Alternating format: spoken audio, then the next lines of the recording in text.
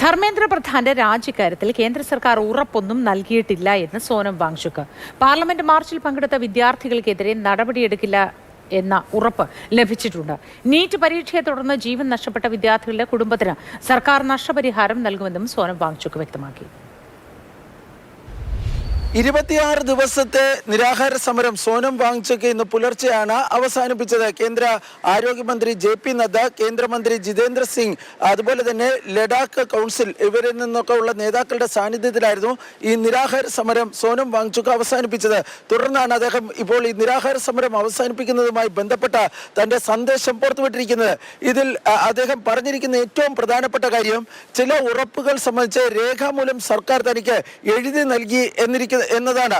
അതിൽ രണ്ട് പ്രധാനപ്പെട്ട കാര്യങ്ങൾ. ഒന്ന്, ഈ മാസം 20-ന് ഡൽഹിയിൽ നടന്ന പാർലമെന്റ് മാർച്ച്, ആ മാർച്ചിലുണ്ടായ സംഘർഷം, ആ സംഘർഷത്തിന്റെ പേരിൽ ഒരു നടപടിയും വിദ്യാർത്ഥികൾക്കെതിരെ ഉണ്ടാകില്ല എന്ന കാര്യമാണ്.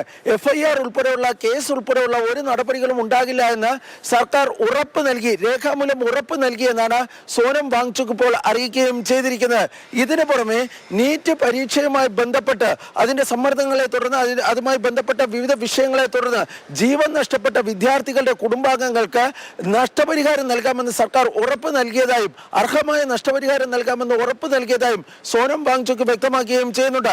ഇതിൽ ഏറ്റവും പ്രധാനപ്പെട്ട കാര്യം സോനം വാങ്ചുക് പറയുന്നത് 2 ദിവസം മുമ്പ് തന്നെ തനിക്ക് ഈ ഉറപ്പുകൾ ലഭിച്ചിരുന്നു. പക്ഷേ ആ ഉറപ്പ് രേഖാമൂലമായിരുന്നില്ല. രേഖാമൂലം ഉറപ്പ് വേണമെന്ന് താൻ ആവശ്യപ്പെട്ടിരുന്നു.